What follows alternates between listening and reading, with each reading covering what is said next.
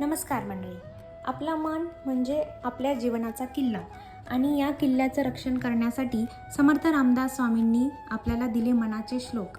या मालिकेत आपण प्रत्येक श्लोकाचा अर्थ, त्यामागील विचार आणि तो आजच्या काळात कसा उपयोगी पडतो हे पाहणार आहोत. चला तर मग पाहूया पहिला श्लोक.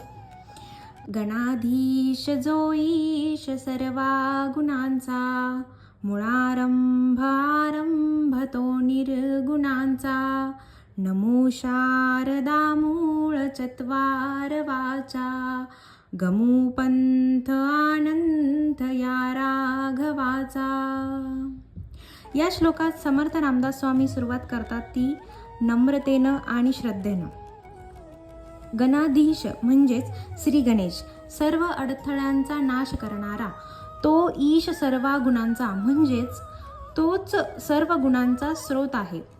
मुळारंभ आरंभ तो निर्गुणांचा. आपल्याला जे काही जाणवतं ते सगुण आहे, पण त्याचा उगम निर्गुण निराकार ब्रह्मामध्ये आहे.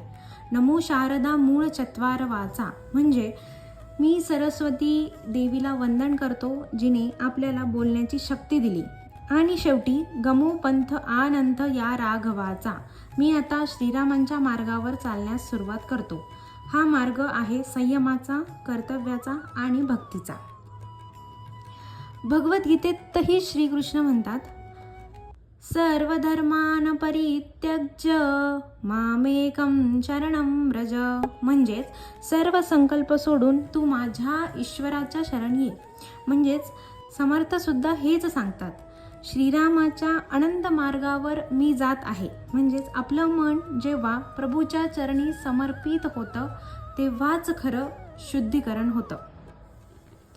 समजा आपण एखादं मोठं काम सुरू करत आहोत, नवीन व्यवसाय, स्पर्धा, परीक्षा किंवा अगदी वैयक्तिक नातं, तेव्हा आपण श्री गणेशाला नमस्कार करून सुरुवात केली पाहिजे. सरस्वतीला स्मरलं आणि मनाशी निश्चय केला, आपण सत्य, संयम आणि कर्तव्य यांच्या मार्गावर चालणार, तर नक्कीच आपलं कार्य यशस्वी होतं. मित्रांनो, हा फक्त श्लोक आहे, पण त्यामध्ये जीवनाचा पाया दडलेला आहे. पुढे आपण पाहणार आहोत असे श्लोक जे मनाचं शुद्धीकरण करणार, चुकीचा विचार दूर करणार आणि सकारात्मकता देणार. धन्यवाद. जय जय रघुवीर.